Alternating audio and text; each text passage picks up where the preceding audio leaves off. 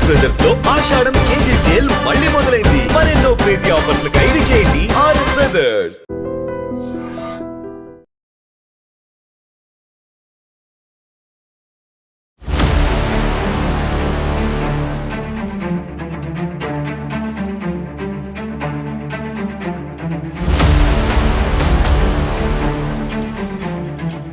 Big breaking ఇది. ఎందుకంటే అహ్మదాబాద్లో జరిగినటువంటి ఏరోప్లేన్ ఇన్సిడెంట్ని మనం ఎవ్వరం కూడా మర్చిపోలేదు. 270 మందికి పైగా ఆ విమాన ప్రమాదంలో ఎట్లా చనిపోయినరు, DNA టెస్ట్ చేస్తే కానీ వాళ్ళు ఎవరు ఏంటి తెలియనటువంటి పరిస్థితి ఉండే.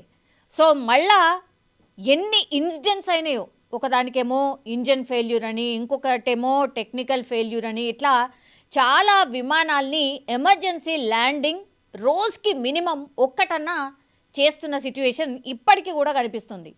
ఇట్లాంటి టైంలో మరో ఎయిర్ క్రాఫ్ట్, అది కూడా IAF air craft, jaguar air craft ఒక్కసారిగా కుప్పకూలిపోయింది. ఇది ఎక్కడ జరిగిందంటే రాజస్థాన్లోని చురు జిల్లాలో చోటు చేసుకుంది. చురు జిల్లాలో మారుమూల గ్రామ ప్రాంతాల్లో ఈ IAF జాగ్వార్ ఎయిర్ క్రాఫ్ట్ కుప్పకూలిపోయినటువంటి పరిస్థితి. అందులో ఒక ఇద్దరు పైలట్స్ ట్రావెల్ చేస్తూ ఉన్నారు.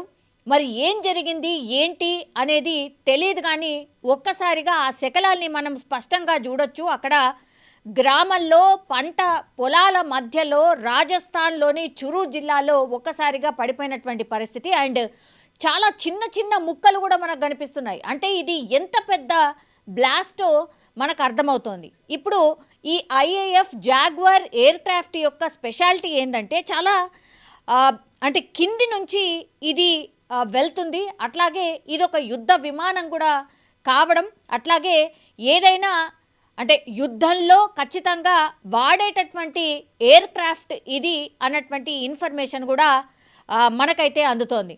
సో చాలా కింది నుంచి ఇది ట్రావెల్ చేస్తుంది ఒకటి, అండ్ ఒక్కసారి టార్గెట్ని ఫిక్స్ చేస్తే అది ఫినిష్ చేస్తుంది అనేది దీని యొక్క స్పెషాలిటీ. ఈ మధ్యకాలంలో మనకు తెలుసు ఇండియా పాకిస్తాన్ యుద్ధ వాతావరణం ఉన్నటువంటి సిచ్యువేషన్స్లో చాలా ఎయిర్ క్రాఫ్ట్లని మనం యూస్ చేసాం. ఇంకోటి ఏంటంటే ఆ టైంలో యూస్ చేసినటువంటి ఎయిర్ క్రాఫ్ట్ యొక్క స్పెషాలిటీస్ ఏంటి, ఏమేమి యూస్ చేసాం, ఏవేవి కుప్పకూలిపోయినాయి, ఇట్లాంటి వార్తలు రకరకాలుగా వచ్చాయి. అయితే ఇప్పుడు యుద్ధానికి సిద్ధమవుతున్నటువంటి టైంలో కొన్ని ఎయిర్ క్రాఫ్ట్లని ఈ యుద్ధానికి సన్నద్ధమవుతున్నటువంటి టైంలో ఈ పైలట్లు ఎవరైతే ట్రైన్ అప్ అయి ఉంటారో ఈ ట్రైన్ అప్ చేయడానికని యూస్ చేసే ఎయిర్ క్రాఫ్ట్ అనేసి కూడా మనకైతే ఇన్ఫర్మేషన్ అందుతోంది. IAF జాగ్వార్ ఎయిర్ క్రాఫ్ట్ ఇది పైలట్కి సంబంధించి శిక్షణ కూడా ఇచ్చే విమానంగా చెప్తూ ఉన్నారు. కానీ దీంట్లో మరి సాంకేతిక సమస్య ఏమొచ్చింది, 2016, 17, 18, 19 వరుసగా ఈ 4 సంవత్సరాల్లో ఈ ఎయిర్ క్రాఫ్ట్కి సంబంధించి సాంకేతిక సమస్యలు వచ్చాయనేది, అండ్ ఇట్లనే ఈ ఎయిర్ క్రాఫ్ట్ ఒకసారేమో ఇంజన్ ఫెయిల్యూర్ అయి పూర్తిగా కుప్పకూలిపోయింది. అప్పుడు పైలట్లు మాత్రం రెస్క్యూ అయిపోయినారు, అంటే బయటకు వచ్చేసిండ్రు, పారాషూట్ ద్వారా బయటకు వచ్చినటువంటి పరిస్థితి. ఇంకోసారేమో ఇంజన్ ఫెయిల్యూర్ అంటే మధ్యలో అయినటువంటి పరిస్థితుల్లో అప్పుడు కూడా పైలట్లు అయితే ఎస్కేప్ అయ్యారు. కానీ ఈ పర్టికులర్ ఇన్సిడెంట్లో ఇప్పుడు ఈరోజు రాజస్థాన్లో మనం ఏవైతే ఈ విమానానికి సంబంధించిన ఈ ఎయిర్ క్రాఫ్ట్కి సంబంధించిన శకలాలు మనం ఏవైతే చూస్తూ ఉన్నామో పూర్తిగా ఒక్కసారిగా బ్లాస్ట్ అయిపోయింది. చాలా పెద్ద శబ్దం వచ్చింది, అండ్ ఈ శకలాలు కూడా పూర్తిగా స్ప్రెడ్ అయిపోయి పడిపోయినటువంటి పరిస్థితి. అప్పుడు ఆ టైంలో వీళ్ళందరూ అంటే ఇది ఒక గ్రామం కావడంతో చాలామంది పంట పొలాల్లో పని చేసుకున్నటువంటి టైంలో ఈ సంఘటన అయితే జరిగింది. ఒక్కసారిగా భయంతో పరుగులు తీశారు. ఇప్పుడేమో ఆ గ్రామస్తులు పూర్తి స్థాయిలో ఆందోళన వ్యక్తం చేస్తూ ఉన్నారు. ఇట్లా ఈ ఎయిర్ క్రాఫ్ట్ మేము పని చేసుకునే దగ్గర పడడం ఏంటి, మా మీద పడ్డం ఏంటి, మేము త్రుటిలో తప్పించుకున్నాము ఏంటి అని అక్కడికి వచ్చిన అధికారులకైతే ప్రశ్నలు కురిపిస్తున్నటువంటి సిట్యువేషన్.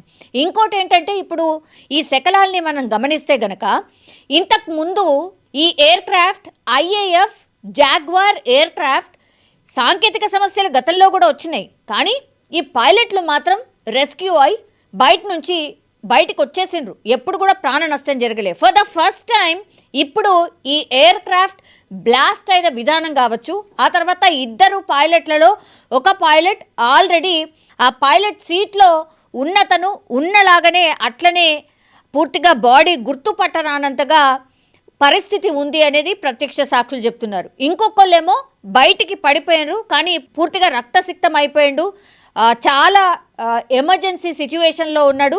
వెంటనే అతన్ని దగ్గరలో ఉన్నటువంటి హాస్పిటల్కి ఫోన్ చేసి హాస్పిటల్లో హాస్పిటల్కి తరలించినటువంటి పరిస్థితి అయితే కనిపిస్తోంది.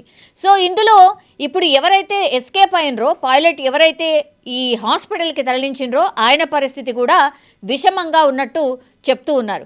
ఇప్పుడు ఈ ఎయిర్ క్రాఫ్ట్కి సంబంధించిన శకలాలు ఏవైతే ఉన్నాయో, బ్లాస్ట్ ఎక్కడైతే జరిగిందో ఆ ప్రాంతాన్ని కూడా పూర్తిగా ఈ ఎయిర్ ఫోర్స్కి సంబంధించిన సిబ్బంది, అధికారులు కావచ్చు, పూర్తిగా స్వాధీనం చేసుకున్నారు. అసలు ఈ ఇన్సిడెంట్ జరగడానికి రీజన్ ఏంటి? గతంలో ఎప్పుడు కూడా ఇట్లా పైలట్లు మరణించిన సందర్భం లేదు. అండ్ ఇంత పెద్ద బ్లాస్ట్ జరిగి అసలు విమాన శకలాలు కనబడకుండా అసలు దూరంగా చిన్న చిన్న ముక్కలుగా పడిపోవడం ఏంటి? అసలు లోపం ఎక్కడుంది? రీజన్ ఏంటి?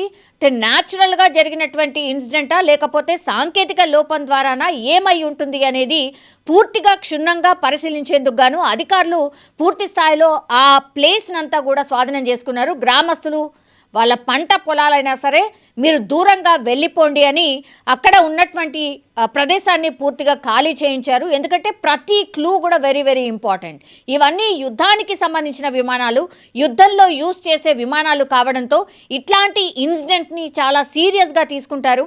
అండ్ ఇంకోటి ఏంటంటే అసలు ఏం జరిగింది అనేది తెలుసుకున్న తర్వాత మరి ఇవి అసలు యుద్ధంలో వినియోగించే విమానాలా కాదా, వివి అప్గ్రేడ్ అయిన విమానాలా కాదా, లేకపోతే నెక్స్ట్ అసలు ఫర్దర్గా వీటిని వినియోగించాలా లేదా, ఇట్లాంటి చాలా క్వశ్చన్స్ అయితే రేజ్ అవుతున్నాయి. సో రాజస్థాన్ చురు దగ్గర ఒక్కసారిగా ఈ ఎయిర్ క్రాఫ్ట్ కుప్పకూలడంతో మరోసారి ఏం జరుగుతోంది, మరోసారి ఈ ఏరోప్లేన్లకు సంబంధించిన విషయం మరోసారి వెలుగులోకి వచ్చింది అనుకోవచ్చు. ఆర్ ఏరోప్లేన్ ఇన్సిడెంట్స్ ఇట్లా వరుసగా ఎందుకు జరుగుతున్నాయనే క్వశ్చన్ మాత్రం పెద్ద ఎత్తున రేజ్ అవుతోంది.